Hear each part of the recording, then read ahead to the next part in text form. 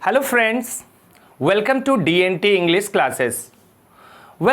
आज हम लोग इस वीडियो में क्लास 10 CBSE के फर्स्ट फ्लाइट के सेकंड पोएम करने वाले हैं। ये पोएम है fire and ice, which we know that is composed by Robert Frost. Robert Frost जो एक अमेरिकन पोएम है और he is a very romantic poet because romantic means he writes about the nature. He expresses his love through his poem about the nature. और जैसे कि हम इस poem का टाइटल देखते हैं फायर एंड आइस, ये फायर और आइस भी नेचर का दो ऑब्जेक्ट है जिसको कि इस पोएम में लिया गया है।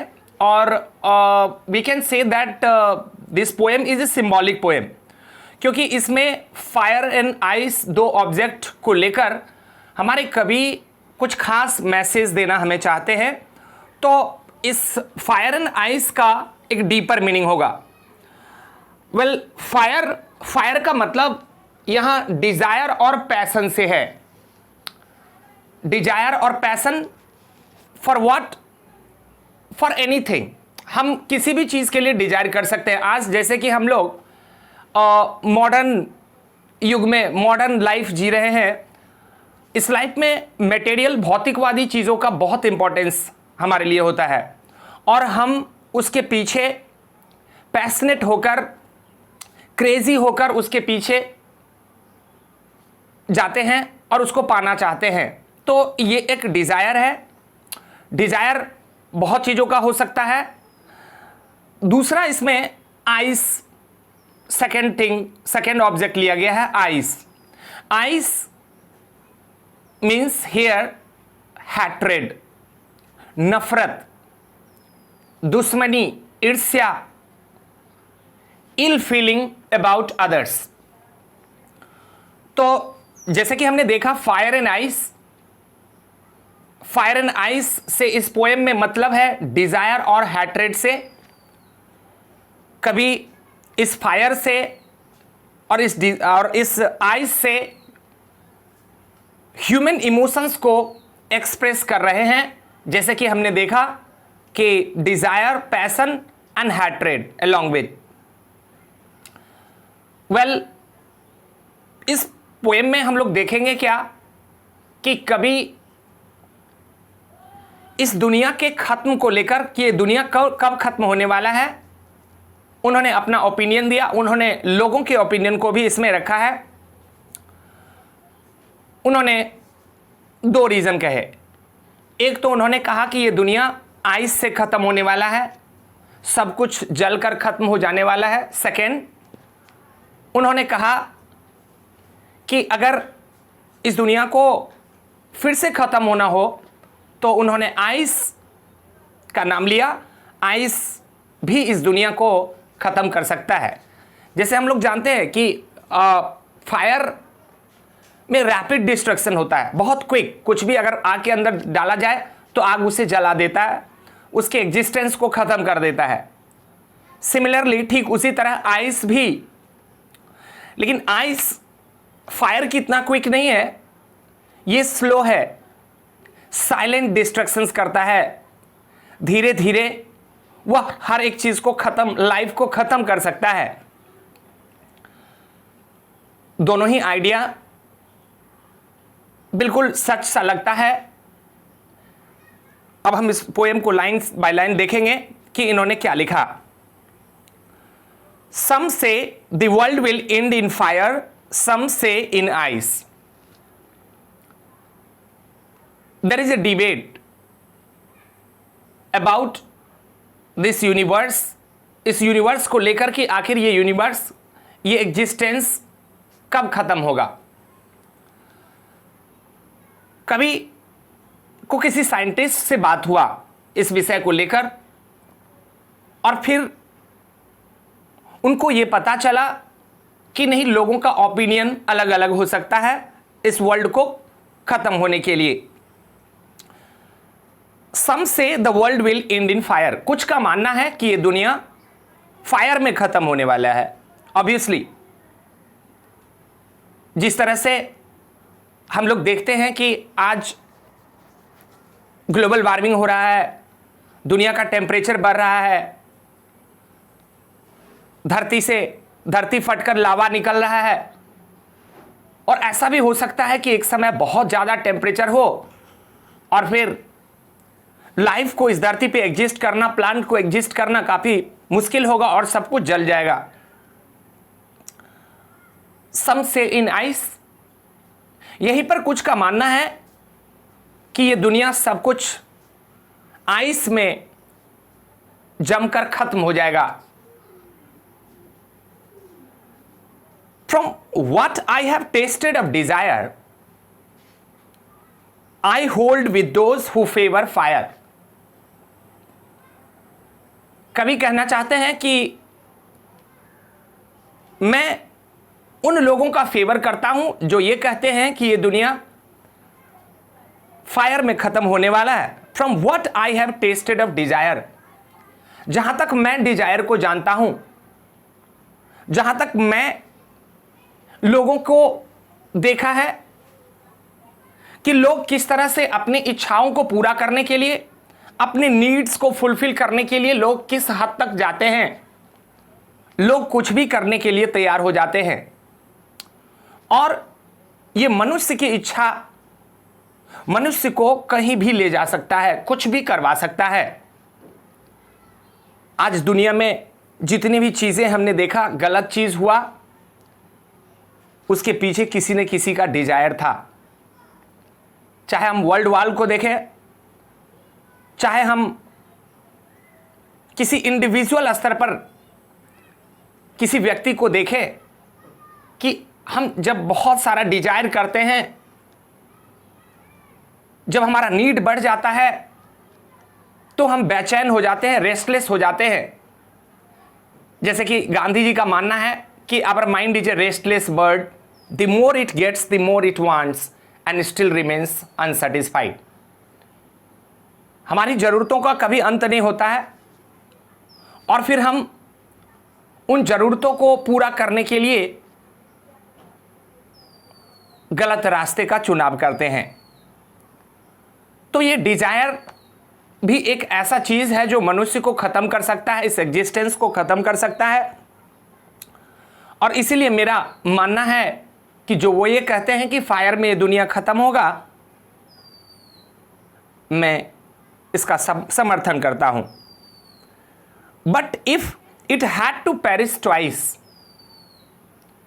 पेरिश मीन्स टू डाई, खत्म होना। कभी कहते हैं कि अगर इस दुनिया को अगर 2 बार खत्म होना हो, if it had to perish twice, I think I know enough of hate. कभी एक बार तो उन्होंने डिजायर की बात किया कि लोगों के डिजायर लोगों को अंत कर सकता है, और दूसरा उन्होंने कहा कि हैट्रेड। आज दुनिया में नफरत इतना ज्यादा है कि लोग इतने मतलबी हो गए हैं कि लोग दूसरों के भलाई से, दूसरों के उपकार से कोई मतलब नहीं रखते। आज लोग अपनी ही जरूरतों के पीछे दीवाने हो गए हैं और अपनी शक्ति बढ़ाने के लिए, अपना धन बढ़ाने के लिए, अपनी चाहतों को पूरा करने के लिए वो इंसान दूसरों से नफरत करता है। और ये नफरत इंसान को ख़त्म करने के लिए कभी कहते हैं कि काफ़ी है। आज इतना मर्डर्स हो रहा है, किडनैपिंग हो रहा है, ये सब हैटर्ड के कारण, नफरत के कारण ही सब हो पा रहा है। कभी इन दोनों ही चीज़ों से हमारा जो डिज़ायर है उससे, और हमारे अंदर जो ये हैट्रेड का जो फीलिंग है, उस दोनों ही फीलिंग को रिमूव करने की बात करते हैं और कहते हैं I think I know enough of hate to say that for destruction ice is also great.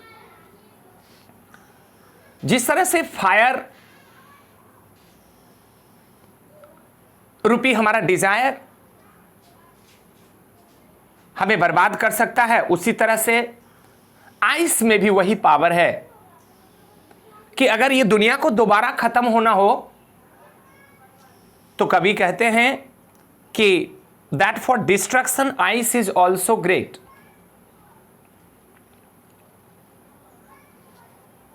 आज देख रहे हैं कि जितने भी आइस कैप्स हैं वो मेल्ट हो रहे हैं।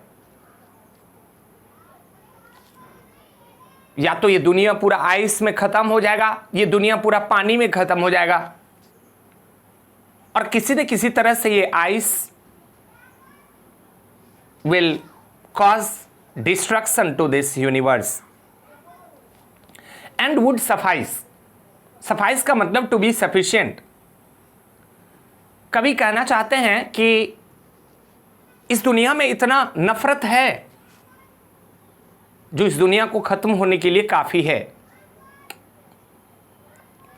आज इस मटेरियलिस्टिक वर्ल्ड में इंसान से रिलेशन कम होता जा रहा है।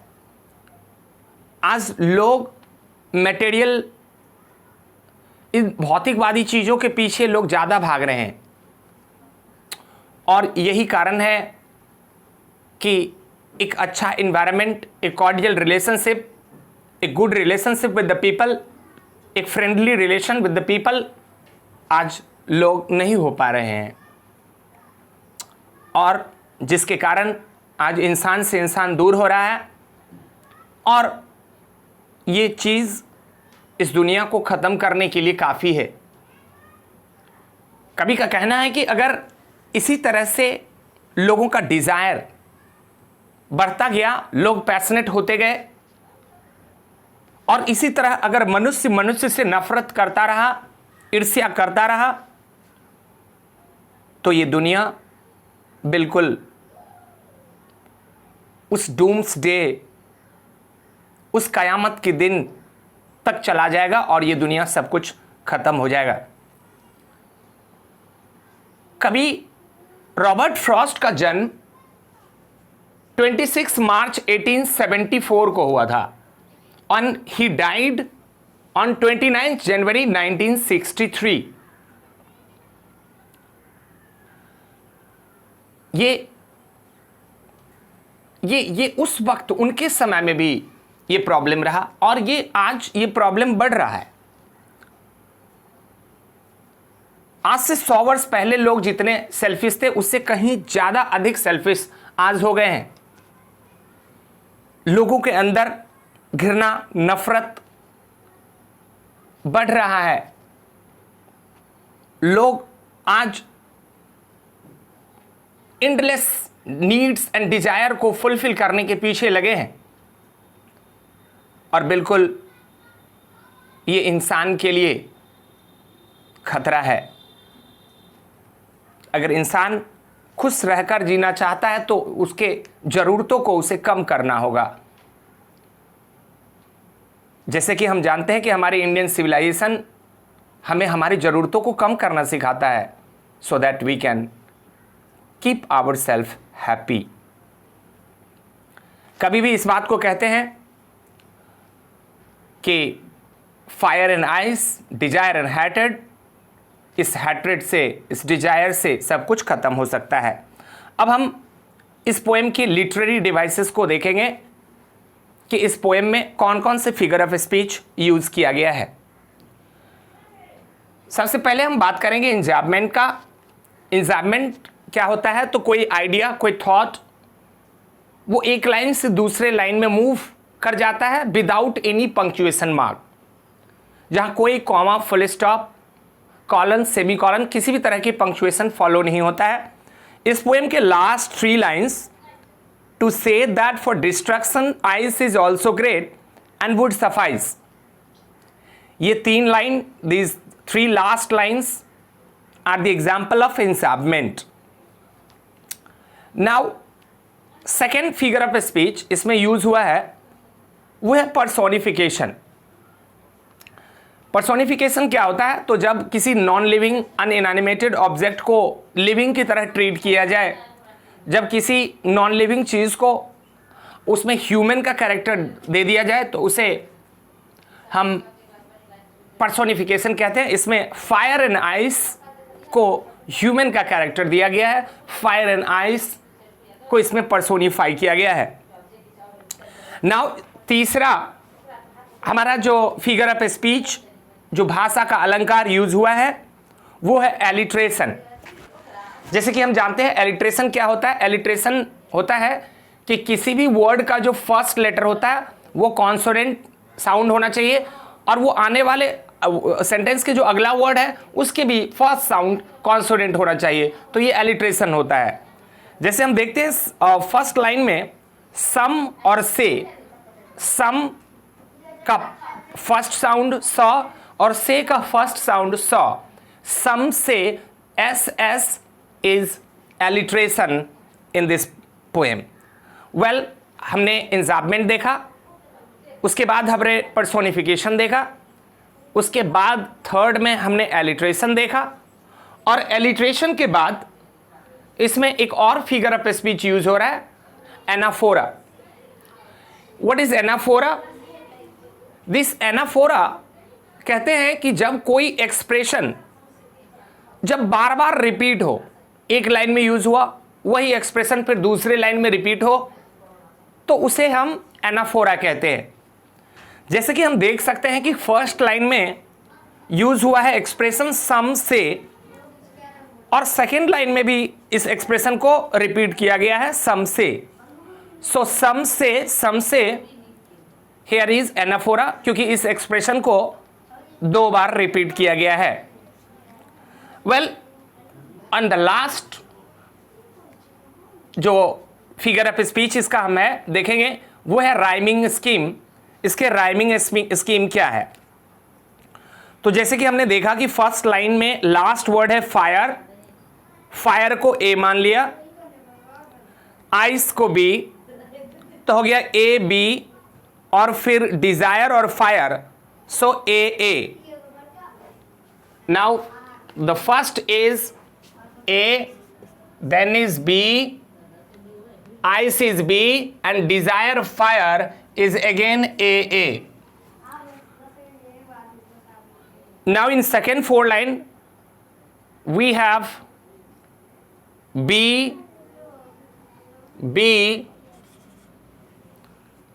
and the hate is C. Then we have B,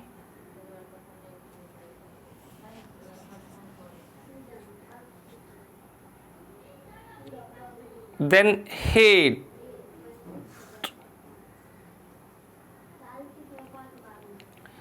now in second we have twice is B, then we have hate, then again B, then great is C, BC BC, BC BC, and last is B.